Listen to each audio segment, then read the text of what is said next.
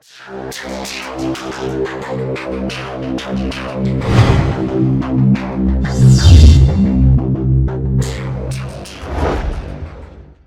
الله الرحمن الرحيم. السلام عليكم ورحمة الله وبركاته. أهلا بكم في قناة زلزال المعرفة. معاكم أخوكم حسام.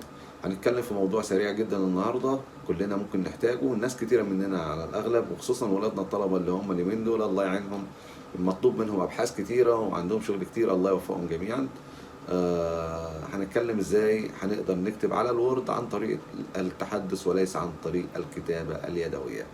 نروح مع بعض على طول على المتصفح عشان ما نضيعش وقتكم ونوريكم ازاي الطريقة هنعمل ايه بسرعة. نفتح جوجل يا جماعة، ولازم طبعا تسجل دخول على جوجل. زي ما انتم شايفين هيبقى مديك الايقونة بتاعتك، جنب الايقونة بتاعتك هتلاقي كده في نقاط، هندوس على النقاط دي هيبتدي يظهر معاك النافذة دي اللي فيها كل الابس. هننزل مع بعض ونختار منها المستندات. طبعا الصفحة هتفتح معاك بالشكل ده. انا كنت فاتح مسودات قبل كده، انا هشيل لكم المسودات دي، بس عايز اوريكم ازاي الصفحة كانت فاتحة. الصفحة بتبقى فاتحة بالشكل ده بالظبط، فاضية ما فيهاش اي مستند. وحضرتك طبعا لو عايز تضيف اي مستند جديد فبنيجي على علامة الاضافة اللي هنا دي وندوس عليها مرة واحدة، يبتدي يضيف لك شيت جديد كما لو انك فاتح وورد بالظبط، عليه كل التولز بتاعت وورد اللي انت بتشوفها في الشيت الوورد عادي.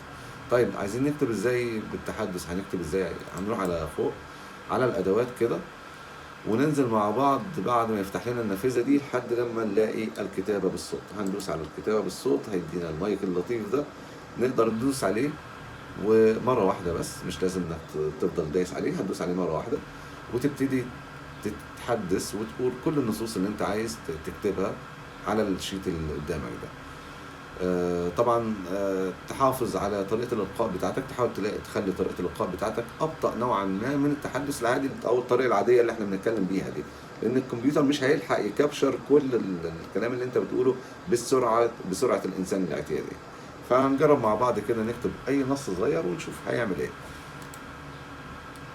بسم الله الرحمن الرحيم. السلام عليكم ورحمه الله وبركاته.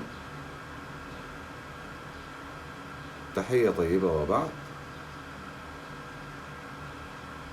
الرجاء من سيادتكم،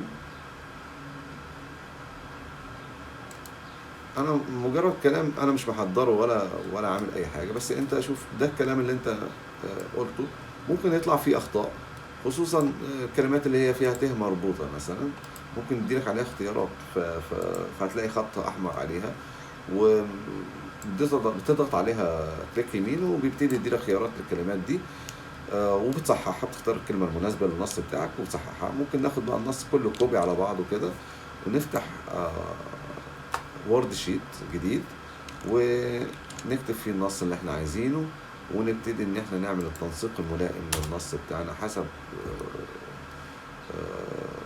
الطريقة اللي احنا عايزينها في البحث.